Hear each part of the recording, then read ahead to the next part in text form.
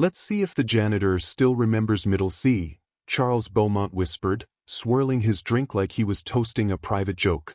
His voice was low, but not low enough. Two junior assistants beside him chuckled behind cupped hands. We'll call it a surprise performance, Charles continued, his grin curling. A little interlude before dessert. Get the room talking. What's the worst that could happen? He bombs? Even better. One of the assistants glanced toward the stage. He actually used to be a pianist, right? Charles scoffed. So did my ex-wife. Doesn't mean anyone wants to hear her bang out Fur Elise after a salad. They laughed louder this time. Except one person wasn't laughing. Behind the side curtain, half hidden in shadow, a little girl clutched a sketchbook to her chest. Her legs were folded beneath her, sneakers too big for her frame. Blonde hair in a loose braid. Eyes locked on her father. Her name was Maya Turner. And the man they were planning to humiliate? That was her dad. Careful with that cloth, Eli Turner whispered to himself, his voice no louder than the music of memory. He wasn't speaking to anyone, just to the gleaming Steinway Model D in front of him, and maybe, in some distant way, to the life he used to live. The piano sat like a sleeping animal under the chandeliers of Whitford Auditorium. Eli moved around it slowly, wiping gently along its curves, treating it not like furniture but like something sacred. A cathedral with 88 steps to heaven. He ran his hand along the polished edge and closed his eyes. For a moment, the room disappeared. The gala prep. The chandeliers. The clinking glassware. All of it. Just him, and the last time he played. Back when Isabel was still alive. Before music became a language he was too afraid to speak. You're talking to furniture again, came a soft voice. Eli opened his eyes and turned. Maya was peeking out from the wing curtain, her sketchbook hugged tightly to her chest. She wasn't supposed to be here tonight, not officially. But Eli had made exceptions. He always did when she went quiet. And today, she'd been silent as snowfall. Furniture? He said with a tired smile. That's not furniture. That's a cathedral. With 88 steps, she said, grinning. He nodded. Exactly. Maya walked barefoot across the stage floor and sat cross-legged just outside the circle of light. Her pencil began to scratch gently against paper. Eli returned to polishing the Steinway, slow, precise. It was already spotless, but he wasn't cleaning anymore. He was remembering. That bench. That lid. That quiet click the keys made before the hammer fell. Once upon a time, he would have played something soft. Maybe Debussy. Maybe something his wife used to hum while doing dishes. But that version of him had disappeared the day Isabel didn't wake up from surgery. Eli's knuckles tightened against the cloth. Mr. Turner, a woman's voice cut through from the far end of the hall. He looked up. Amanda, one of the event coordinators, stood with a tablet in her hands and stress in her posture. Could you please finish up soon? Ms. Cross will be arriving within the hour, and I'd rather not explain to the donors why a janitor is caressing the Steinway. Eli nodded. No words. He was used to this.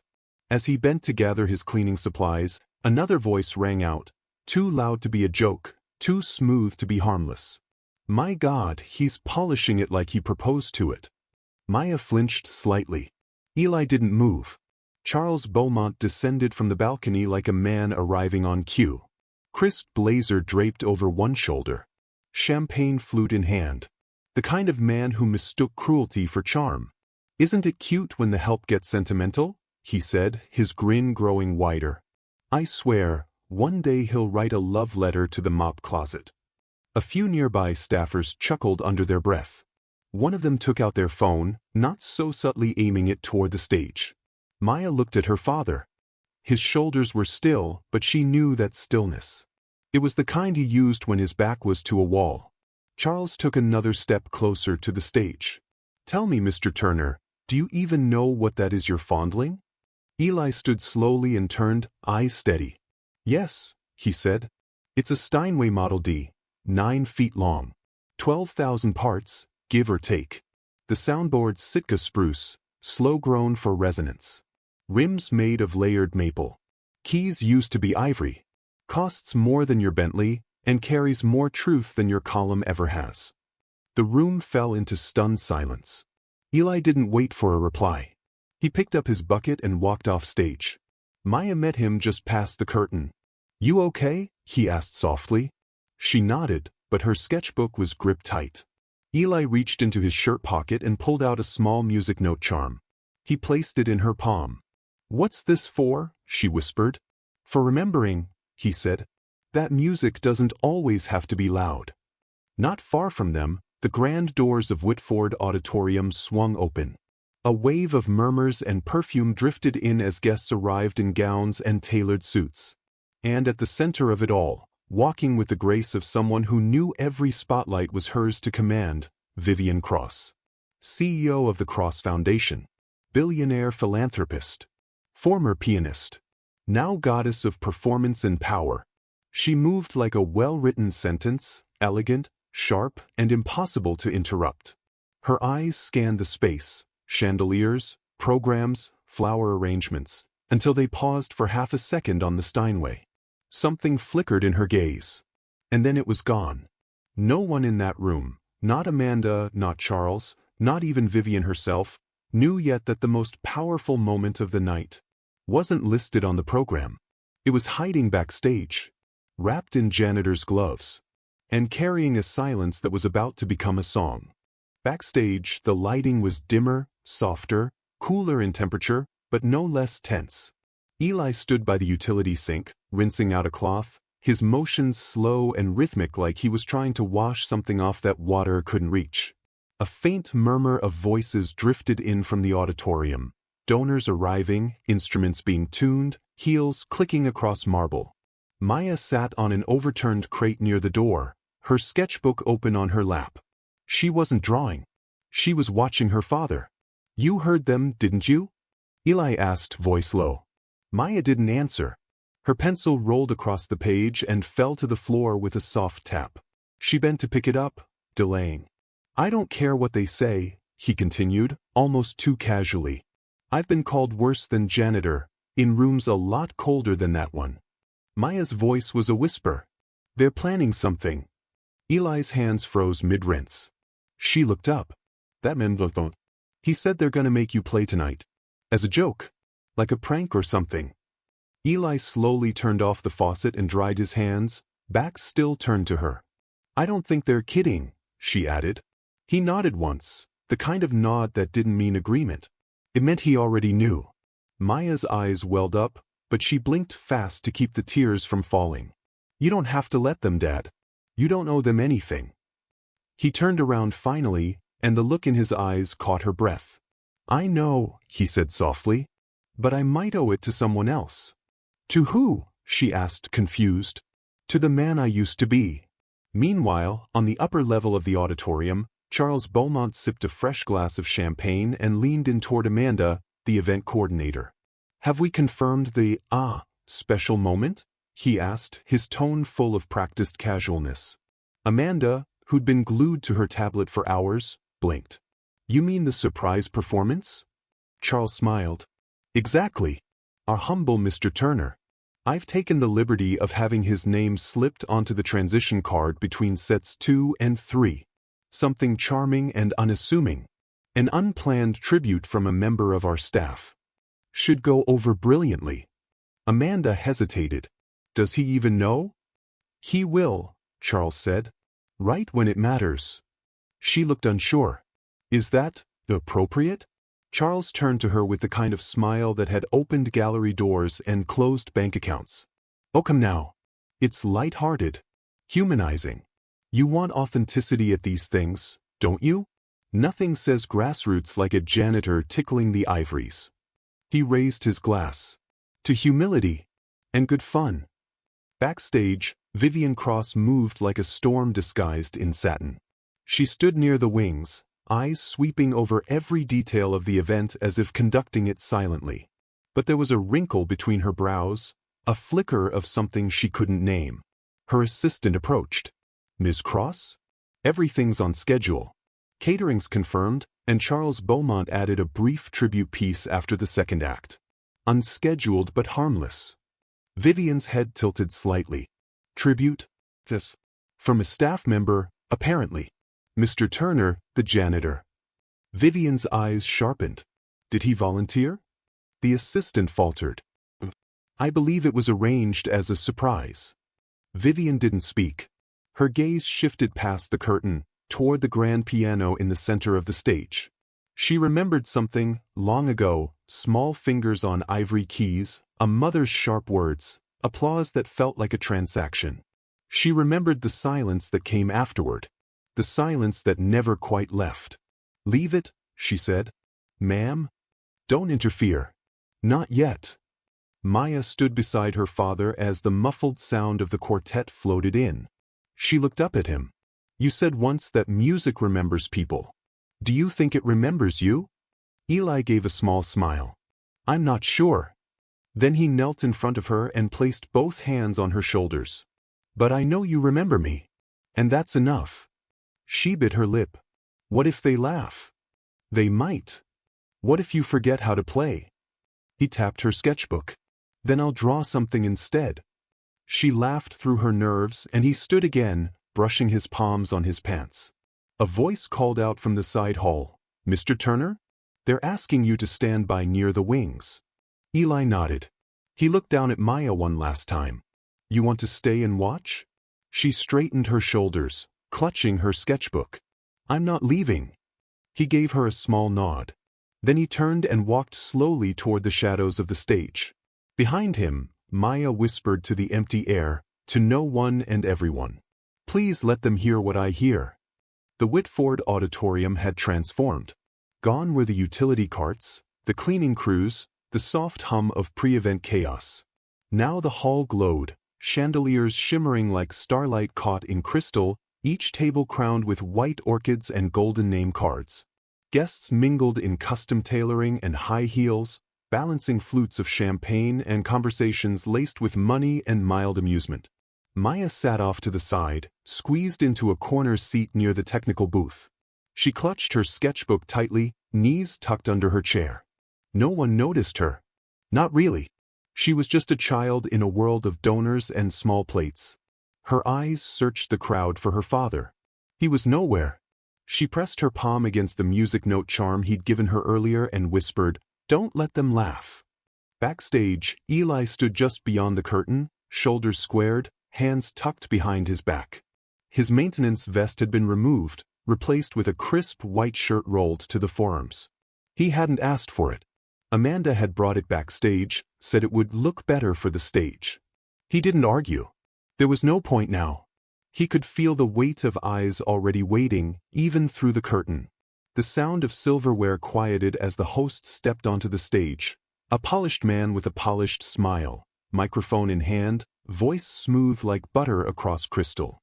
"Ladies and gentlemen," he said, tone practiced. "As you know, tonight is about honoring not just music, but the many hands that make it possible. The unseen, the unheard, the heartbeat behind the harmony." Murmurs of polite approval rippled across the room.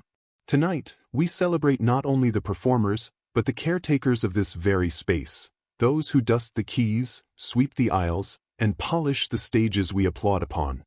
A few nods. A few sips of wine. "And in that spirit," he said, eyes twinkling in a way Maya didn't like, "we have a very special surprise. An unplanned, unrehearsed moment of humility and, perhaps, magic." The audience leaned in. Some looked amused already. Others curious. "Please welcome to the stage," he said with a deliberate pause, "a member of our staff whose quiet presence has graced this venue for months. Mr. Eli Turner." Applause began, scattered at first, confused. Then louder. Some enthusiastic. Some clearly amused. A few chuckles rose from table 5, where Charles Beaumont clinked his glass gently against the stemware.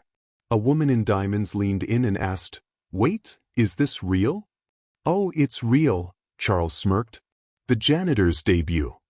Across the room, Maya's eyes went wide. She gripped the sides of her chair so hard her knuckles turned white. Her feet didn't even touch the floor. The sketchbook on her lap slipped and landed with a soft thump on the carpet. Backstage, Amanda frowned as she scanned her tablet. This wasn't on the program. Charles added it directly to the cue list? That's not procedure. Vivian Cross, seated in the front row, remained still. Her fingers were tightly laced in her lap. Her eyes didn't blink. Backstage, Eli stood motionless for a breath. Then too, the murmur of the crowd, the clinking glasses, the breathless whispers from the front row, they pressed in on him like a wall. Then he stepped forward. He walked slowly across the polished wood, boots echoing softly. Not a performer's stride, not rehearsed, not proud, but the walk of a man who'd spent a lifetime not being seen and now, suddenly, had nowhere to hide. The spotlight hit him like a slap. And in that single moment, standing next to the grand piano under the heat of judgmental light, Eli could hear it all. The snickers tucked behind napkins. The disbelief. The expectation of failure. But he also heard something else. Laughter from years ago. Isabel's voice teasing him gently after a wrong note. The way she used to say, "You always play like the piano's confessing to you." The way Maya, as a baby, would fall asleep only when he played in minor keys. His old professor shaking his hand after a conservatory audition. His own heartbeat, once full of rhythm, now thumping like it was afraid to remember. He closed his eyes and chose not to run. Instead of sitting, Eli turned to face the audience. He didn't smile. He didn't make a speech. He simply bowed his head once, turned back to the Steinway, and placed one hand gently on its polished surface. Backstage, Amanda whispered, "I thought this was just a stunt." He's going to play," someone said behind her. Vivian didn't answer. She hadn't moved a muscle. But something in her gaze shifted. The precision in her posture relaxed, almost imperceptibly. Maya's heart pounded in her chest. "Please, Dad," she mouthed. "Please don't let them win." Charles leaned forward in his seat, smirking. "Well," he muttered under his breath, "let the monkey dance." A few patrons chuckled. Someone from the back whispered, "This is either going to be tragic or viral." Eli didn't sit. Not yet. Instead, he lifted the fallboard slowly, revealing the keys like a secret he hadn't told in years. His fingers hovered above them, not playing, not touching, just breathing. He looked out over the crowd. He wasn't thinking about them. He was thinking about the night he found out he'd be a father. The last time Isabel fell asleep listening to him play. The time Maya sat on the bench beside him and said, "I think the keys are whispering." And then he looked up, right at Maya, and nodded. Maya's breath caught. He was doing it, not because they wanted him to, but because they didn't. Vivian Cross didn't like surprises. She had built her life on predictability, on charts and rehearsals, scripts and forecasts. Every stage she stepped onto had been pre-lit, pre-leveled, and pre-approved by her. But this moment, this wasn't planned. She sat still in the front row, back straight, legs crossed, hands clasped in her lap. From here, she had the perfect view of the piano, the stage lights, the man standing beside the Steinway. He wasn't a performer. He wasn't even on the program. He was just standing there. And yet she couldn't look away. Behind her, the room buzzed in hushed tones, curiosity, doubt, amusement. Some guests leaned forward in anticipation, others smirked into their wine glasses, phones discreetly aimed toward the stage. Vivian didn't move, but her eyes narrowed slightly. There was something in the way he stood, not like a man seeking attention, but like someone waiting for something deeper to surface. Backstage, Amanda bit her lip as she watched the scene unfold on the monitor. "This is a disaster," she whispered. "What if he freezes? What if he fumbles? What if—" "Let it happen," someone said softly behind her. Amanda turned. One of the older lighting techs was watching, arms folded. "That man's been walking past this piano for 6 months. You ever seen the way he looks at it?" Amanda shook her head. "I have," the man said. "Ain't the look of a janitor." Maya sat frozen in her seat near the side aisle, sketchbook pressed flat against her lap. She didn't blink. She didn't breathe. Her dad hadn't sat down yet. He was still standing beside the Steinway, one hand resting on the lid, like he was waiting for permission from the past. From her seat, she could see the shimmer of the keys, the faint tremble in his fingers, the tension in his shoulders. She also saw the camera phones aimed at him. smirks. The quiet cruelty dressed in velvet gowns and polished shoes. She wanted to stand up, to shout at them, to say, "That's my dad." But instead, she pressed her thumb into the edge of her drawing until the paper curled. Please, she thought. Please let them see him. On stage, Eli finally moved. He lowered himself slowly onto the bench. The leather creaked under his weight. He adjusted the seat without looking at the audience. His hands hovered above the keys like they were testing the weight of memory. Then he paused. His eyes flicked toward the rafters, toward the back of the hall. Not at anyone, just beyond, like he was listening for something only he could hear. He hadn't played in front of a crowd since Isabel's funeral. And even then, it was only 3 bars. Enough to break. Enough to stop. But now there was nothing left to run from. Not their laughter. Not the stage. Not himself. He looked down at the keys. Breathed once. And then, still not playing, he whispered, almost to himself. She always said the stage didn't care about status. Just truth. Vivian blinked. Her mind flickered backward. A different room. A different piano. Her mother standing at the edge of a recital hall, arms crossed. Cold judgment in her eyes. Vivian had been 15. Her hands shook the entire performance. She lost to a boy from a public school. Her mother didn't speak to her for 3 days. She quit the piano the week after. Now, here she was, watching a janitor on stage with more poise and silence than she'd ever found in any of her polished speeches. A man in the 3rd row leaned to his wife. Is he going to play or just meditate? She nudged him gently. Shoo. Across the aisle, Charles Beaumont lifted his champagne flute again. 5 more seconds, he said to no one in particular, and this becomes performance art. He chuckled to himself. But something in his expression wavered. A flicker of confusion. Or was it unease? The longer Eli waited, the more the silence stretched, not awkward, but weighty. Like something sacred was preparing to enter the room. In the wings, a stagehand whispered, "What's he doing?" The sound engineer beside him murmured, "He's clearing space." For what? For whatever's been buried too long. And still, Eli waited. Because this wasn't about performance. It wasn't about Charles. Or the donors. Or even the prank. This was about standing in the very place where he had once chosen silence, and choosing differently. Finally, his fingers touched the keys. Not to play. Not yet. Just to feel them. Familiar. Terrifying.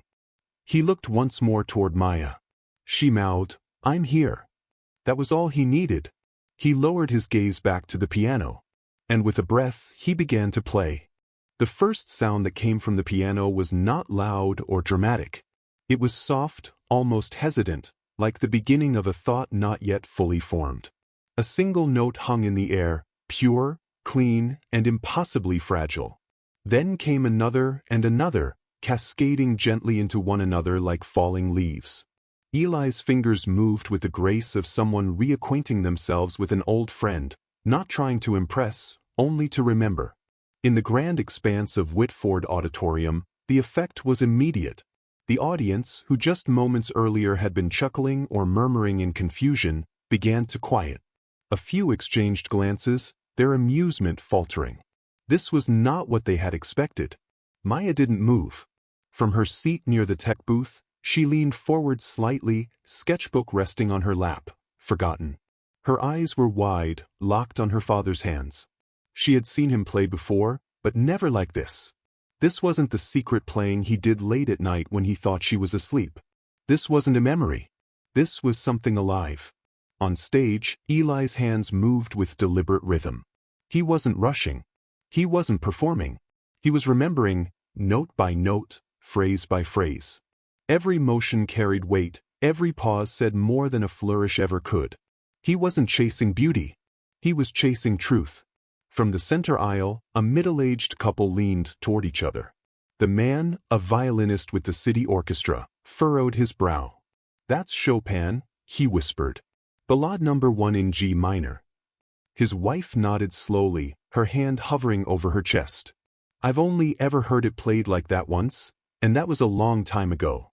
Across the room, Charles Beaumont sipped his champagne, still poised as if waiting for a punchline that hadn't come. His smirk faded incrementally as the melody continued. It wasn't supposed to sound like this. This was supposed to be embarrassing. Humbling. A gentle reminder that talent doesn't live below the line of sight. But what Eli Turner was doing wasn't humbling. It was undeniable. Vivian Cross sat motionless in her front row seat. Her expression remained neutral, but her eyes were sharp and fixed. The music had shifted. The entire atmosphere had. She could feel it in the way the room stilled, how the laughter had died without anyone noticing, how breaths were being held without realization. This man, the janitor, was commanding the room without raising his voice, without speaking at all. Backstage, Amanda stood frozen beside the sound engineer. "This wasn't on the program," she whispered again, but this time, her voice lacked protest. The engineer didn't answer. He was too busy watching the monitor, his hand resting lightly over the volume sliders, though there was nothing to adjust. Eli's sound didn't need amplification. It was already filling the space in ways technology couldn't touch. The piece built gradually, the melody climbing, faltering, then rising again with renewed purpose. It was less like music and more like a memory being unearthed. There was pain in it, but also peace. There was struggle, and within that struggle, a deep and aching grace. When Eli reached the central theme, the aching, cascading descent that Chopin had written like a fall through grief, the room was utterly still. Maya's heart pounded as she watched him. She could feel the notes vibrating in her chest, could sense her father reaching for something beyond applause. He wasn't just playing. He was letting go. She recognized the look on his face, not one of pride, but release. And just when the room thought it had caught up with him, Eli shifted. His left hand dropped into the bass line with surprising force, anchoring the melody as it swelled. His right hand danced, soared, across the upper register, not with flash but with clarity. This was not the hesitant janitor they expected. This was a man who had once lived inside this sound, who had carried it through grief and silence and memory. Charles sat rigid in his seat. His laughter had long since vanished. In its place was something he didn't recognize, discomfort, maybe even fear. He looked around and saw no allies in the crowd. No smirking companions. Only wide eyes, breathless mouths, an entire auditorium that had forgotten this was supposed to be funny.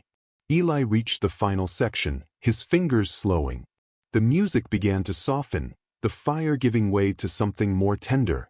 The last passage felt like a farewell, a gentle goodbye to something that had never really left him. He ended not with drama, but with stillness, a single chord, held long enough to ache. Then silence.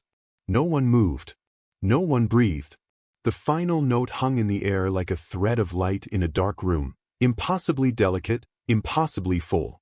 Eli lifted his hands from the keys and rested them in his lap. He looked down not at the audience, but at the piano as if to thank it. Then he stood, slowly, with no need for bowing or smiling. He simply turned and walked away. And still the room remained frozen. Until, finally, from the front row, Vivian Cross raised her hands and began to clap. Then again. Deliberate. Not just applause, but recognition. Others followed. A standing ovation spread like wind across tall grass.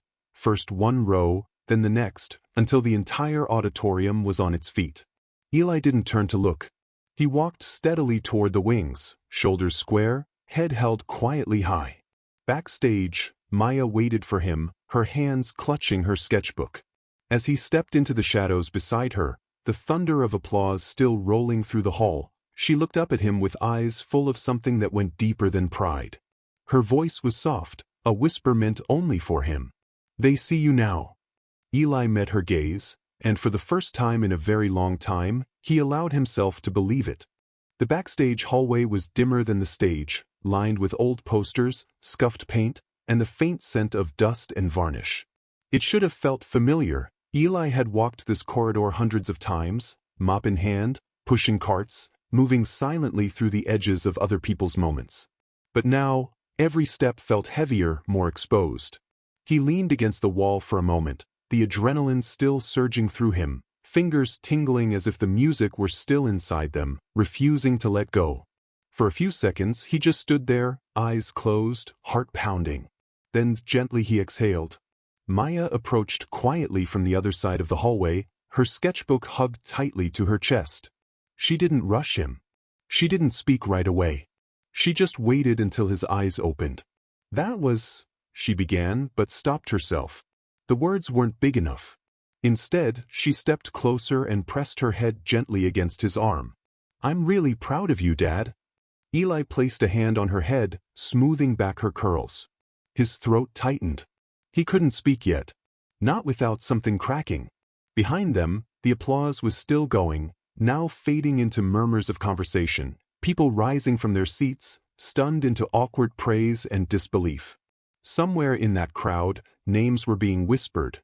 His name, not as a footnote, but as a question. A door opened behind them. Amanda appeared, still holding her tablet, looking shell-shocked. "Mr. Turner," she said cautiously, her voice unsteady. "That was unexpected." Eli didn't answer. He wasn't sure if it was a compliment or a reprimand. Amanda hesitated, then gave Maya a polite nod before stepping back into the shadows. He looked down at his daughter. "Let's go home." But before they could move, a pair of measured footsteps echoed down the hallway. Vivian Cross. She walked slowly, precisely, heels clicking softly against the floor. Her face was unreadable, composed, calm, yet undeniably curious. When she stopped a few feet from them, there was no sense of confrontation. Only attention. "Mr. Turner," she said evenly. "That was remarkable." Eli stood straighter, his body tensing out of habit. "Ma'am," he replied, nodding respectfully. Vivian studied him. Not like a critic, not even like a donor sizing up a student. It was the way someone looks when they've just realized they've misunderstood the shape of something for far too long. "Do you mind if I ask where you trained?" The question landed softly, but Maya shifted her weight, her fingers curling around the edge of her sketchbook. Eli hesitated, then answered, his voice low. "Curtis Institute. Class of 2002. Vivian blinked once. It was the smallest reaction, but in her world, it meant everything. "You were a scholarship student." Eli nodded. "Graduated with honors." Then life happened. She took that in without further questions. There was no need. The silence filled in the rest. "I remember a competition in Philadelphia," she said slowly, more to herself than to him. "There was a boy. Young, black, brilliant. Everyone said he had hands that could sing. They said he disappeared." Eli didn't answer. Maya's eyes darted between them. Vivian's gaze softened just enough to betray something unspoken. Regret, maybe? Or memory? "I'm sorry," she said finally. He raised an eyebrow. "For what?" "For not looking closer," she replied.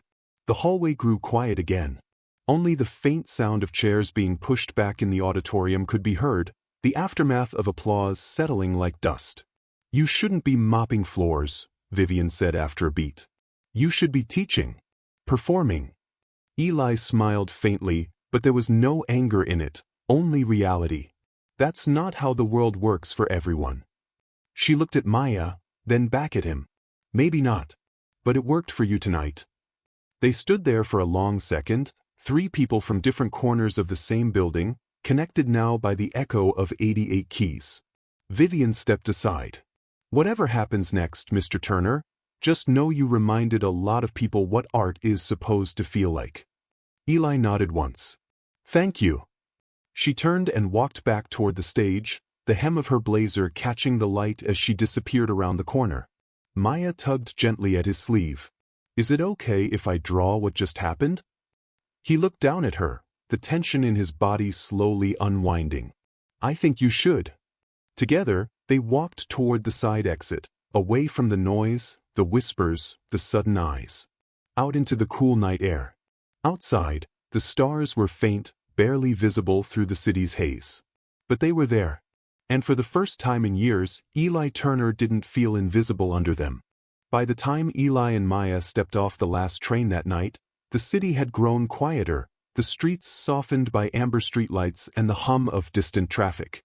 The world outside seemed unaware of what had happened in that auditorium hours earlier. And for that, Eli was grateful. They walked in silence toward their apartment, Maya's small hand tucked into his. She hadn't stopped sketching the entire train ride, pencil dancing across the pages as if her mind couldn't contain what she had just witnessed. Eli didn't interrupt. He just watched her in glances, absorbing her quiet energy, the focused tilt of her head, the way her brow furrowed in deep concentration. When they reached their building, the metal gate creaked open with its usual complaint. Their apartment was on the second floor, tucked at the end of a hallway that always smelled faintly of old carpet and fried onions. Familiar to their space. Inside, Eli dropped his keys into the bowl near the door and turned on the kitchen light. It flickered twice before settling. Maya kicked off her shoes and curled up on the couch, still scribbling in her sketchbook. He warmed up 2 mugs of tea, chamomile for her, black with sugar for himself, and joined her. "You going to show me?" he asked gently, nodding toward the sketchbook. She hesitated for a second, then flipped it around. The drawing took his breath. It was him, on stage, shoulders squared, fingers poised over the keys. But what struck him wasn't the detail, it was the emotion. She had drawn the way the spotlight cut across his profile, the subtle lift in his chin, the stillness in the room beyond him. She had drawn silence. Power. Dignity. He stared at it for a long moment. "You made me look taller." Maya grinned. "You felt tall." He reached for her hand, squeezed it once, then leaned back on the couch. "Can I bring it to school tomorrow?" she asked. He looked at her. "Why?" She shrugged. "Mrs. Alvarez said we could share something that makes us proud. This is mine." He nodded. "Just don't let anyone copy it. That's your heart on paper." She smiled. "I won't." The next morning came with the usual rhythm, early wake-up, toast and eggs, Eli lacing up his work boots while Maya struggled with her left sneaker. He walked her to school like always, pausing at the crosswalk near the bakery to wait for the light to change. "You remember your homework?" he asked. "Yep." "Sketchbook?" She patted her backpack. "Safe and sound." He kissed her forehead and waved goodbye as she ran through the front gates, disappearing into the tide of children. Then he turned and made his way to work. No grand entrances. No standing ovations. Just Eli Turner, janitor, reporting for duty. But somewhere else in the city, someone was uploading a video. The footage was grainy, recorded from a phone at a strange angle, but the sound was clear. It captured the exact moment Eli played the opening bars of Chopin's Ballade No. 1. Then the camera zoomed slowly, almost reverently onto his hands. The caption was simple. The janitor was the best part of the gala. Just watch. Within hours, it began to spread. At first among the students and staff of Whitford Academy. Then to music forums. Then to social media. And then it crossed a line, out of the hands of insiders and into the public. Maya was in the middle of math class when Mrs. Alvarez called her up to the front of the room. "You brought something special to share?" Maya nodded, clutching her sketchbook tight. She opened to the drawing and held it up. There were gasps, then silence. The class leaned in. "Is that your dad?" a boy asked. She nodded. "He played at the gala?" another girl added. Maya's voice was soft but steady. "He played piano." Mrs. Alvarez stepped closer, her brow furrowing. "Wait, was he the man in that video?" "What video?" Maya asked. The teacher pulled out her phone, tapped a few times, and turned the screen. There he was, Eli, in full view, playing with the same calm fire that had stilled the entire auditorium. "That's him," Maya whispered. Mrs. Alvarez looked stunned. "Maya, this has over 100,000 views." Back at the academy, Amanda stood in the hallway, her phone buzzing nonstop. She opened her inbox, 6 new interview requests. 2 from classical music blogs, 1 from a podcast, and 3 from local news stations. She turned toward the faculty lounge just as Vivian Cross stepped out, already on a call. "Yes, I saw it," Vivian said briskly. "Yes, that was one of ours." "No, he's not a guest artist. He's staff." The pause. "Yes. Janitorial. I know how it sounds." Another pause. "I'll call you back." She ended the call and turned to Amanda. "Where's Turner?" Amanda blinked. "He's working. He clocked in 2 hours ago." Said nothing. Vivian narrowed her eyes. "Get him. And find out who filmed that." That afternoon, Eli was buffing the floor outside the music wing when a student passed by and gave him a wide-eyed stare. Then another. One nodded at him in awe. "Sir?" the girl asked. "Was that really you in the video?" He froze. "What video?" She grinned, holding up her phone. "You're famous now." Eli looked down at the screen. His own face stared back at him, lit by stage light, hands on the Steinway. He set the mop aside. Everything he had tried to leave behind was coming back. But this time, it wasn't through a door he opened. It was through the eyes of his daughter. And the whole world was watching. By lunchtime, Eli had received 4 voicemails, all from unfamiliar numbers. He didn't answer any of them. He was in the custodial break room when the knock came.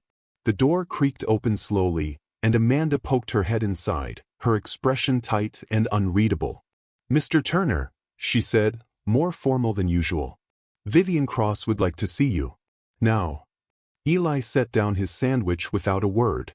He wiped his hands on a paper towel, straightened his collar, and followed her down the hallway. They passed students whispering in huddled groups. A few glanced up at him, some with awe, others with confusion, as though trying to reconcile the quiet man with the mop bucket and the pianist who had made them cry. When they reached the administrative wing, Amanda gave him a stiff nod and motioned to the closed door at the end of the corridor. "She's waiting." Eli took a breath and knocked. "Come in," came the voice. He stepped into Vivian's office. It was brighter than he expected, with tall windows letting in late afternoon sun. Books lined the shelves, not just administrative manuals, but art history, music theory, and biographies. A cello rested in the corner, polished and silent. Vivian was behind her desk, hands folded neatly on a leather-bound journal. She gestured to the chair across from her. "Have a seat." Eli complied without speaking. She looked at him for a long moment, the kind of silence that wasn't meant to intimidate, but to measure. He met her gaze evenly. "I'm not going to waste your time, Mr. Turner," she said at last. "Your performance last night has drawn attention." He nodded once. "So I've heard. Do you know how many views the video has now?" "No. Just over 2 million. And climbing." He blinked. That number didn't feel real. "There have been calls all morning," she continued. "From music conservatories, booking agents, even NPR. They want interviews. Profiles. Some want to offer you a position. Others are asking why a man with your skill is working here." Eli didn't respond. His hands rested quietly in his lap. Vivian leaned back. "Why are you here, Eli?" He let out a breath, slow and measured. "Because life got complicated," he said. "Because my wife got sick. Because hospitals don't accept piano recitals as payment. Because when she died, I had a 5-year-old daughter who needed stability more than legacy. So I found the most stable job I could." She nodded once, slowly. "And now I clean classrooms. I walk my daughter to school. I play when I can't sleep. That's enough for me." Vivian studied him again. "But what you did last night wasn't just playing. That was something else. Something most conservatory students dream of achieving." Eli's voice was quiet, "And I walked away from it." "Do you regret that?" He hesitated. "I regret the reasons why I had to. But I don't regret who it made me." Vivian nodded again, as if filing the answer into a part of her mind reserved for respect. "There's an opportunity here, Mr. Turner," she said finally. "One you didn't ask for, but one that won't wait long. People are looking.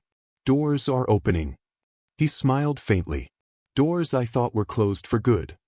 "They were never locked," she said. "Just waiting." He rose from the chair. "I appreciate you telling me." "You're not in trouble," she added, more gently than before. "I know. But because I have a feeling we've only seen the beginning." That evening at home, Eli stood at the kitchen counter preparing dinner while Maya sat at the table, flipping through her sketchbook. "Mrs. Alvarez said she wants to put my drawing on the bulletin board," she announced. He glanced over. The one from the gala? Yeah. She said it gave her goosebumps. He smiled. It gave me something too. Maya paused, her voice quieter now. Did something happen today? Eli set the knife down and turned to face her. Yeah, he said. People started asking questions. About me. About the past. Are you going to tell them? He considered that. I don't know. Some of it, I don't want back. Some of it maybe. She nodded, then tilted her head. Would it mean you play more? He chuckled softly. Maybe. Then I hope you do, she said. Because when you play, it feels like everything's okay.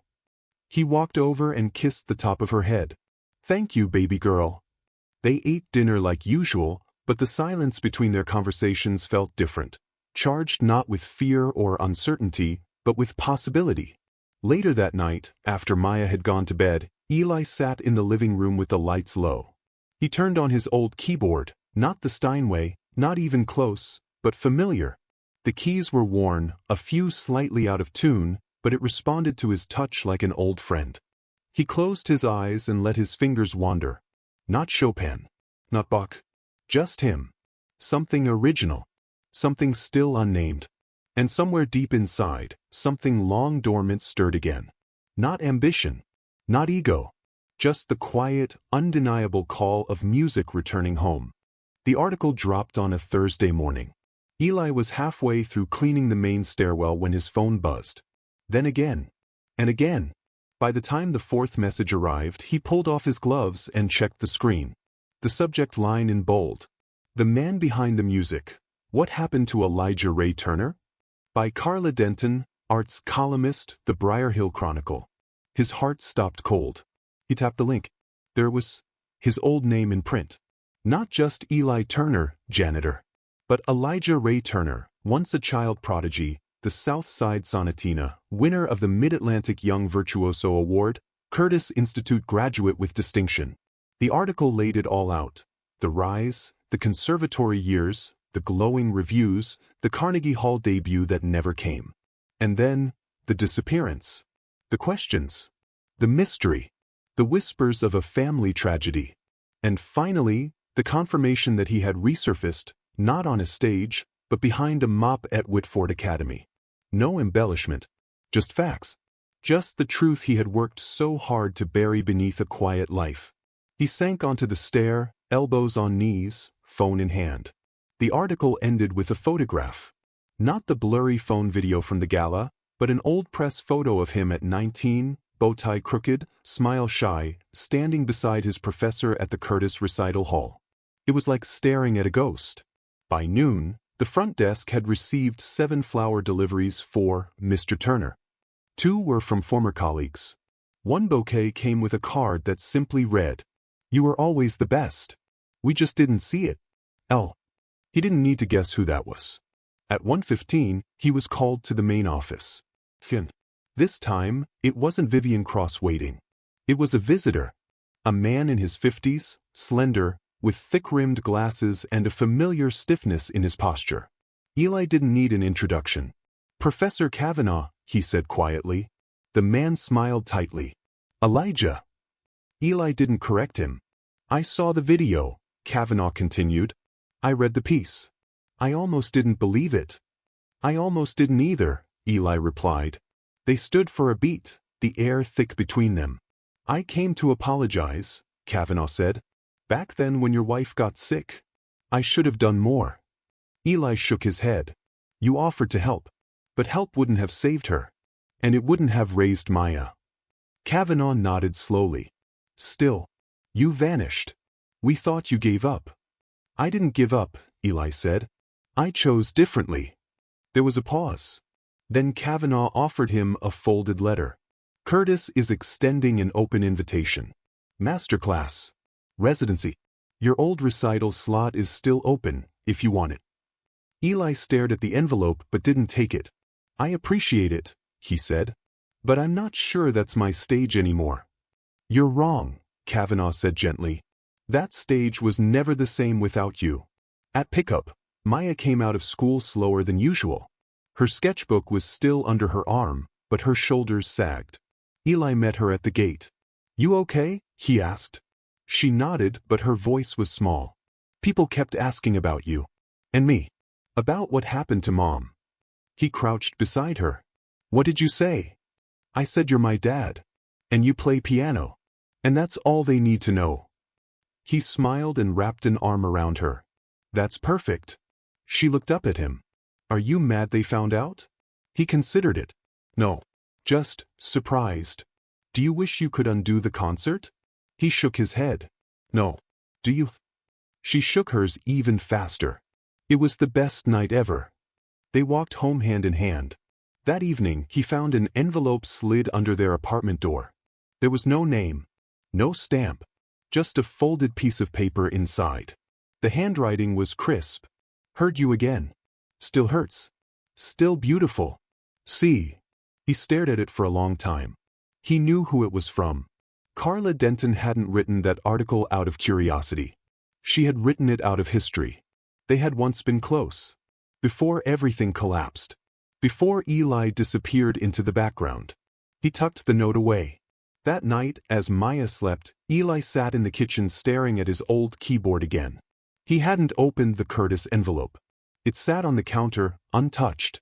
On one side, stability. On the other, resurrection. He pressed a key softly. Then another. He didn't play a full piece. Just fragments. Colors of sound. Echoes of the person he used to be. Echoes of someone new forming inside him now. The world had remembered his name. But he had to decide what that name meant now. Not for them. For Maya. For himself. For the man who never stopped playing, even when no one was listening.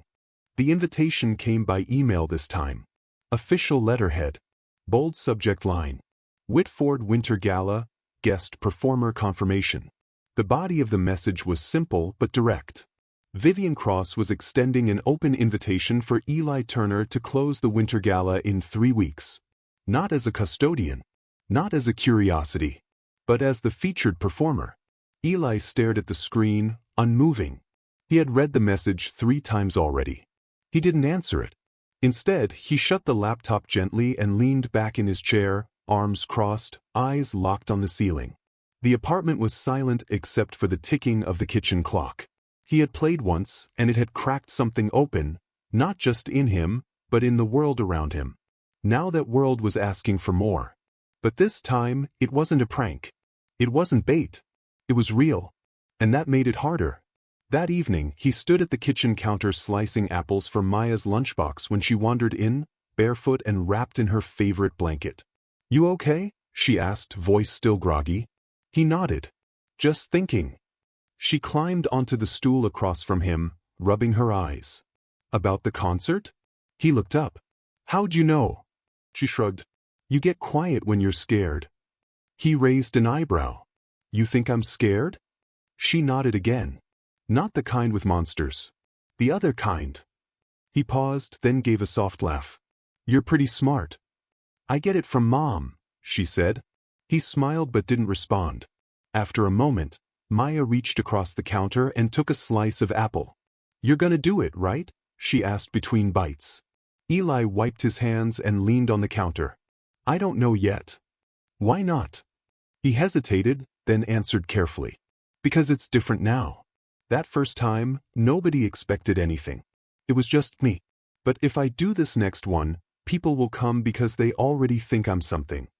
You are something. He gave her a look. That's not the same. She tilted her head. So what if they expect a lot? You always say music's not about them. He sighed. Yeah, but I also said it's easier to play for nobody than for everybody. She shrugged again. Then just play for me. He smiled. That might be the best advice I've heard. Later that week, Eli walked into the Whitford auditorium again. Not to mop. Not to check the aisles. Just to sit. To listen. The room was empty, quiet, the grand piano sitting center stage like a sleeping animal. He walked up the steps slowly and sat at the bench. His fingers hovered over the keys. He didn't play. Not yet. Instead, he closed his eyes and listened. To the silence. To the memory of the night he played as a joke. To the faces that had turned toward him in awe. To the roar of applause. To the voice inside him that had once said, That part of your life is over. He stayed there for nearly 30 minutes. Then he rose, walked to Vivian's office and knocked. She looked up as he entered. "You're saying yes," she said before he even spoke. He smiled. "I'm saying, I'll try." The next 3 weeks passed quietly, but not easily. After work, after dinner, after Maya was tucked in, Eli returned to his keyboard and practiced. Not scales, not etudes, but expression. Emotion. He didn't want to impress them. He wanted to mean something. Vivian had offered to book an accompanist, a string quartet, even backup vocals. He declined it all. He wanted this moment to be clean. Pure. Just him. And the music. The night of the gala arrived in a swirl of lights and coats and murmured greetings.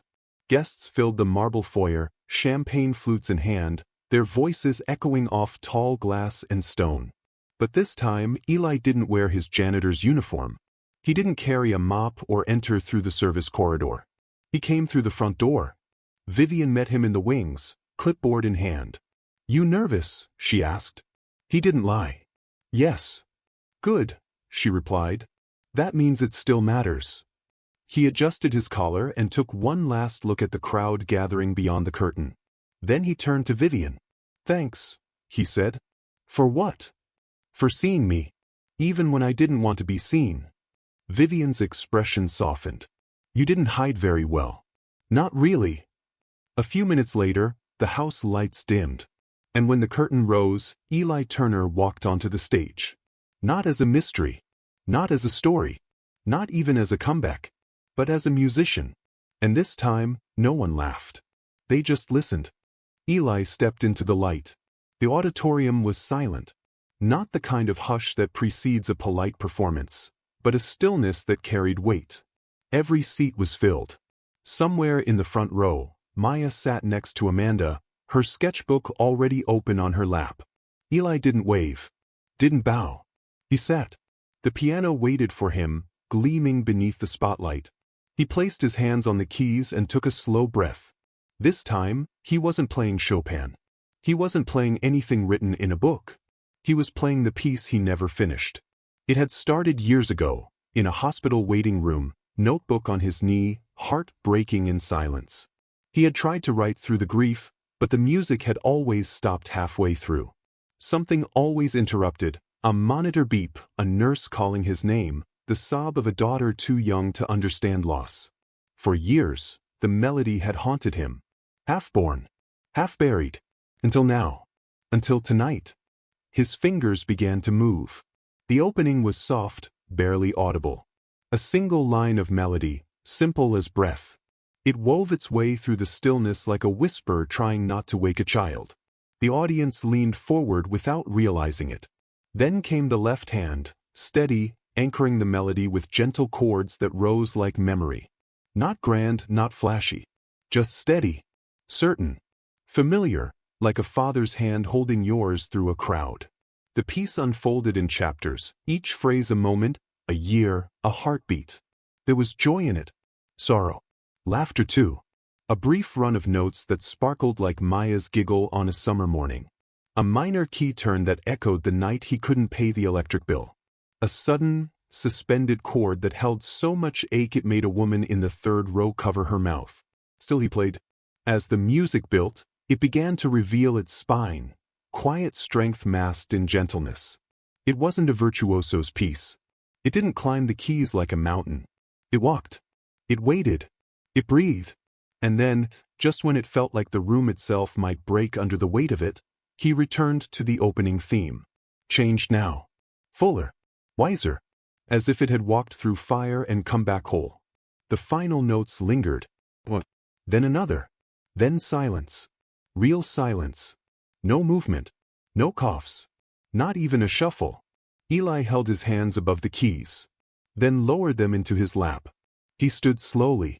Still no applause. Not yet. Because they were still in it, still processing what had just happened.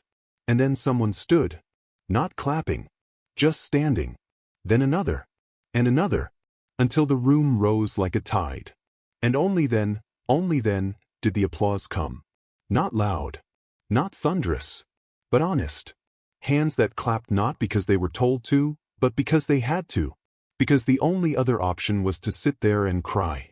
Backstage, Eli didn't wait for interviews. He walked down the quiet hall toward the back exit, jacket slung over his shoulder, his body humming with a strange peace. Maya found him there, breathless from running, sketchbook under her arm. "That was yours," she said, her voice shaking. He nodded. "Yeah. I knew it," she whispered. "I felt it." He crouched to her height. "It's for you." She opened the sketchbook and showed him the newest drawing. It was the stage, just as it had been. But the spotlight wasn't on the piano. It was on him. And behind him, drawn in faint lines, was her mother. Smiling. Watching. Not gone. Eli's breath caught. "I didn't know how to finish it," she said. "But now I do." He touched her cheek, his eyes glassy. "Me too," he said. The next morning, the video of the performance had already gone viral. But Eli didn't check the numbers. He made breakfast. He packed Maya's lunch. He walked her to school. Because life didn't stop just because the world saw him. And that, maybe, was the most beautiful part. He hadn't changed. He had come home to himself. And the music, at last, had come home too. 3 days after the performance, a letter arrived in Eli's custodial mailbox. It wasn't in an envelope. Just a folded piece of paper with a sticker of a smiling dinosaur on one corner. The handwriting was crooked, uneven, like someone had written it with effort and trembling hands. He read it slowly. "Dear Mr. Eli, I watched your piano song in the hospital with my nurse. I have cancer in my bones. It hurts a lot. But when you played, it didn't hurt so much. I closed my eyes and it felt like floating. Mommy said maybe I'll go to heaven soon. But I'm not scared anymore because your song sounded like what heaven might be like. Thank you. Caleb, age 8. Eli folded the paper with both hands, as if it were made of glass. He didn't speak for a long time. He just sat at the edge of the break room bench, hands clasped, the paper resting in his palm like something sacred. That afternoon, he picked Maya up from school early. They walked to the park, her sketchbook tucked under her arm, his steps quieter than usual. "What's wrong?" she asked as they sat on a bench near the swings. Eli handed her the note. She read it once. Then again. Her lips parted slightly, eyes blinking faster. "Do you think I should write him back?" he asked. She didn't answer immediately. Then she looked up. "No," she said softly. "I think you already did." The next morning, Maya asked to stop by the office before class. Vivian Cross was at her desk, flipping through documents when the knock came. She looked up and blinked. "Maya." "Mr. Turner. Everything okay?" Maya nodded. She opened her sketchbook and gently removed one of the pages. It was the drawing from the night of the concert, Eli at the piano, surrounded by soft light, her mother faintly sketched in the background, watching with a smile. "I want to give this to the school," she said. "Can it hang in the music room?" Vivian took the drawing carefully, studying it. "This is beautiful," she said. "Of course it can." Maya looked down at her shoes.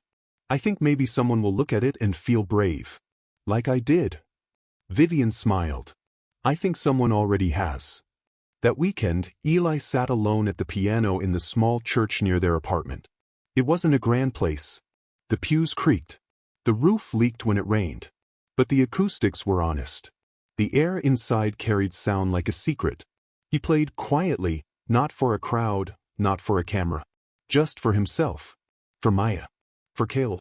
For all the music that had lived inside him for years, waiting patiently to be heard again. He didn't need applause. He didn't need headlines. He didn't need redemption. All he needed was this. To sit at the keys. To let his fingers move. To let his soul speak in the only language that had ever made sense. Outside, the sun was rising, turning the clouds to gold. Maya stood at the door, watching through the glass, arms crossed, a smile on her face. She didn't interrupt. She just listened. Because sometimes, the most important part of music isn't how it starts. It's what it leaves behind. And maybe that's the real power of music. It doesn't shout. It doesn't demand. It simply waits for someone to listen. If this story touched your heart, don't forget to like, share, and subscribe for more powerful, real, and emotional storytelling.